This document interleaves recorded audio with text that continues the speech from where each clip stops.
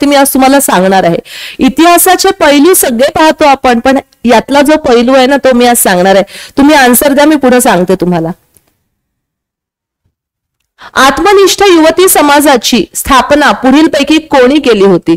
दुर्गाबाई भोरा, येसुबाई गणेश सावरकर, वीणा दास की सुहासिनी गांगुली? तुम्ही पटकन आन्सर द्या, मी बॅकग्राऊंड मध्ये जाणार याच्या. येस, व्हेरी गुड श्रद्धा. आन्सर आहे आपलं 2 क्रमांकाचं. ओके, काय आहे आन्सर? आहे 2 क्रमांकाचं, येसुबाई गणेश सावरकर. आता यांच्याबद्दलची माहिती मी तुम्हाला देणारच आहे, पण त्यापूर्वी ना एक छोटीशी गोष्ट सांगते. गोष्ट अशी आहे की जे लोक क्रांतिकारक होते की नाही, ओके, म्हणजे आपल्या देशभक्तांनी काय काय नाही सहन केलं हे तुम्हाला माहिती आहे. काही फासावर चढले, काहींनी गोळ्या झेललेल्या आहे, बऱ्याच सगळ्या गोष्टी. ओके, पण यांच्या मागे यांच्या ज्या पत्नी होत्या त्यांच्यावरती काय सहन करण्याची वेळ आलेली होती हे आपण कदाचित याबद्दल आपण अवेअर नसावं. म्हणजे असं म्हणतात ना, प्रत्येक माणूस एखादं कार्य करू शकतो कारण की त्याच्या मागे ती स्त्री उभी असते. तर येसुबाई गणेश सावरकर ही पण अशा स्त्रियांमधनं आहे. इव्हन बाकी लोकांचे पण सांगते, म्हणजे चाफेकर बंधू म्हणा किंवा इतर जे देशभक्त होते ना, यांनी तर स्वतःला देशकार्यासाठी झोकून दिलं. आणि जेव्हा यांना म्हणजे बलिदान द्यावं लागलं, यांचा मृत्यू होतो आहे, त्यावेळेला यांच्या ज्या विधवा स्त्रिया होत्या ना, त्यांना सासरच्यांनी घरातून हाकलून दिलं की तू बाहेर निघ, तुझ्या नवऱ्याने असं कांड केलेलं आहे. म्हणजे काम तर ते देशभक्तीचंच होतं, पण ब्रिटिशांचा रोष आपल्यावरती ओढवला जाऊ नये म्हणून त्या स्त्रीला घराबाहेर काढलं. आणि मग ही स्त्री ज्या वेळेला माहेरात जायची त्यावेळेला माहेरचेही दरवाजे तिच्यासाठी बंद होत म्हणजे बंद झालेले होते की नाही, तुझा आमच्याशी पण संबंध नाहीये. म्हणजे काय दोष होता त्यांचा? काहीच नाही. दोष एवढाच होता की ते देशभक्तांच्या स्त्रिया होत्या. तर ज्या वेळेला आपण एखाद्या पर्सनॅलिटीला बघतोय ना, त्या पर्सनॅलिटीच्या मागे कोण आहे हे बघणं नक्कीच गरजेचं असतं. ओके, आणि या देशभक्तांच्या मागे अशाच या स्त्रिया होत्या. तर त्यातलीच एक आहे येसुबाई गणेश सावरकर, म्हणजे ह्या आहे बाबाराव सावरकर यांच्या पत्नी. ओके, ह्या कोण आहे? तर बाबाराव सावरकर यांच्या पत्नी. आता बाबाराव सावरकर यांचंच नाव आहे बाबाराव उर्फ गणेश सावरकर आपण म्हणूया. बाबाराव सावरकर आणि विनायक दामोदर सावरकर ज्या वेळेला क्रांती कार्यामध्ये इन्क्लूड झालेले होते, तर येसुबाई गणेश सावरकर ह्या काय करायच्या? तर त्यांना या कार्यामध्ये मदत करत होत्या. आता गोष्ट अशी आहे की विनायक दामोदर सावरकर ज्या काही कविता लिहायचे ना, ह्या कविता येसुबाईंना ऐकवत. आणि येसुबाई काय करायच्या? ही जी आत्मनिष्ठ युवती समाज याची जी स्थापना केली होती, डेफिनेटली ही पण क्रांतिकार्यासाठीचीच समिती होती.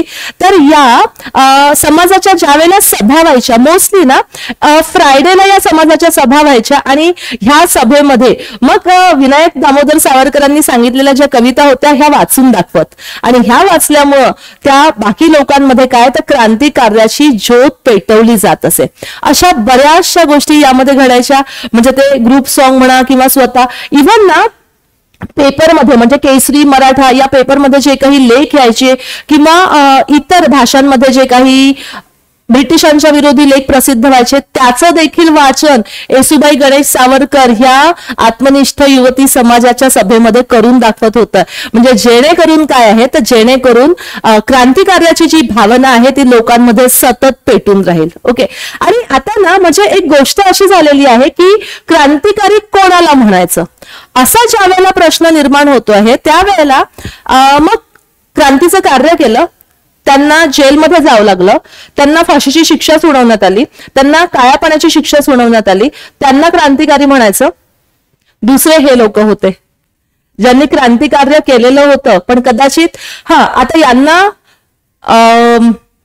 असं म्हणूया त्यांना त्यांच्या नावाने फाशीचा वॉरंट नाही जाहीर झाला, त्यांना काळ्या पाण्याची शिक्षा पण नाही झाली, पण घरी नजरकैदेत डांबून ठेवलं नाही या लोकांना.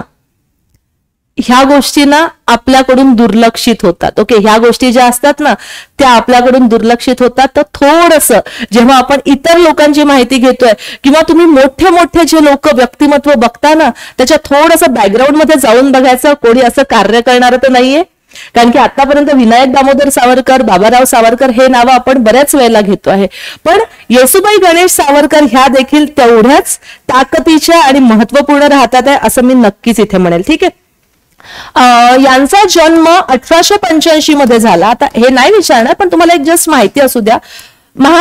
त्र्यंबकेश्वर येथे. ओके, 1885 मध्ये त्र्यंबकेश्वर येथे झाला आणि मग यांचं लग्न बाबाराव सावरकर यांच्याशी झालेलं आहे, जे भगूर मधले रहिवासी होते. ठीक आहे. आणि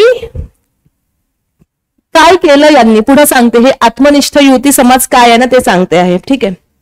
98% बायका ज्या वेळेला धुणं भांडी करत आणि घरकाम करत राहिलेल्या होत्या, त्यावेळेला सरकार विरोधी कृत्य करणारे जे पुरुष होते त्यांच्या बायका जवळ ठेवणं म्हणजे पदरात निखाऱ्या बांधून ठेवल्यासारखं होतं आणि म्हणून या बायकांना बाहेर काढल्या जात होतं. तर अशा परिस्थितीमध्ये धैर्याने क्रांतिकारकांच्या ज्या पत्नी आहे त्या स्त्रियांना नेतृत्व देणारी ही एकमेव तेजस्वी शलाका होती, जिचं नाव आहे येसूबाई गणेश सावरकर. आपल्याला बऱ्याच गोष्टी माहिती असतात, पण हाच इतिहास आपल्याकडून राहून जातो आहे आणि मग आपल्याला वाटतं आपण इतिहासाचा खूप अभ्यास केला. नाही, यांना पण जाणून घ्या, गरजेचं आहे. ठीक आहे. म्हणजे मगाशी मी जे तुम्हाला सांगितलं होतं, जे देशभक्त होते, जे क्रांतिकारक होते, ज्यांचा मृत्यू होतो आहे आणि मग सासरची मंडळी त्यांच्या पत्नीला घराबाहेर काढते आहे आणि माहेरची मंडळी स्वतःच्या घराचे दरवाजे तिच्यासाठी कायमचे बंद करतात आहे, तर त्या व्यक्तीसाठी, त्या स्त्रीसाठी येसूबाई गणेश सावरकर यांनी संस्था सुरू केली आणि तिला स्वतःच्या जवळ ठेवलं. तिला म्हणजे एकटीला नाही, अशा अनेक लोकांना स्वतःच्या जवळ ठेवलं, अनेक स्त्रियांना त्यांनी आधार दिलेला आहे. ओके, तर हेच होतं आजचं आपलं लेक्चर कसं वाटलं ते नक्की सांगा. लेक्चर आवडलं असेल तर याला लाईक करा, चॅनलला शेअर आणि सबस्क्राईब केल्याशिवाय जाऊ नका. कल्पवृक्ष अकॅडमी